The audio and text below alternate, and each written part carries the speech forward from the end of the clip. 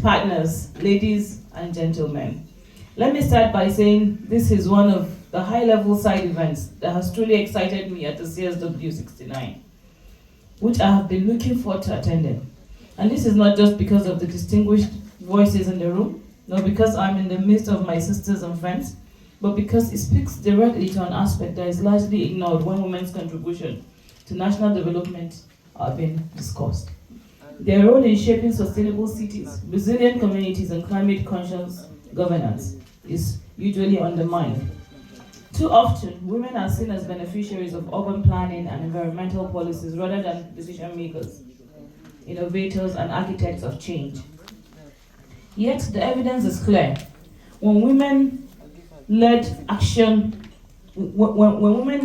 cities become more livable. Economic growth becomes more inclusive and sustainable, and environmental policies become more effective. Today's conversation is a step towards correcting the oversight and ensuring that women and girls are at the forefront of designing and leading sustainable cities of the future. Our world is experiencing unprecedented urbanization, environmental degradation, and climate change impacts, all of which disproportionately affect women and girls. By 2050, an estimated 68% of the global population will live in cities.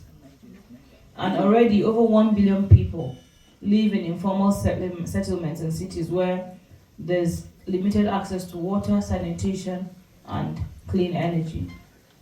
Your Excellencies, distinguished delegates, the surprising aspect of the issue is that while women and girls bear the greatest burden of these challenges, they remain grossly underrepresented in decision-making processes that shape urban planning, climate action, disaster resilience strategies. The following realities add to my worry. Women and children are 14 times more likely than men to die during natural disasters, yet they remain sidelined in climate adaptation policies.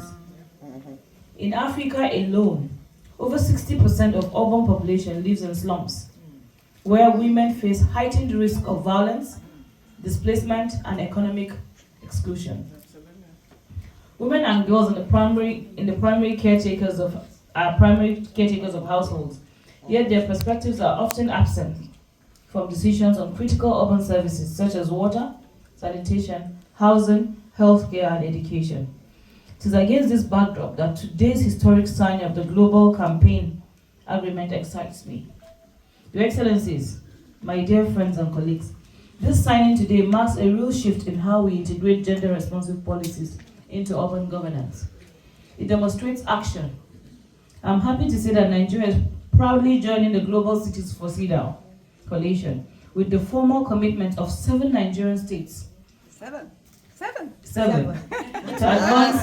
To advance gender-sensitive urban policies, drive inclusion climate action, and set measurable targets for reporting at international forums. A few states like Ogun, Imo, Nasarawa, Kebbi, and a few more I would initially sign, but will advocate for others to join in the very near future. Let me also add that this commitment is not symbolic to us. It's a bold declaration that our cities and states must lead the change in integrating CEDAW principles into local governance to ensure that urban policies address gender disparities in safety, economic opportunities, and climate adaptation. It is a sharp statement that gender-responsive urban planning is non-negotiable. Our cities must be designed to work for women, not against them. Absolutely. This means that better mobility, secure public spaces, equitable housing policies, access to markets, wash facilities, and participatory governance are key. I'll tell you a little story.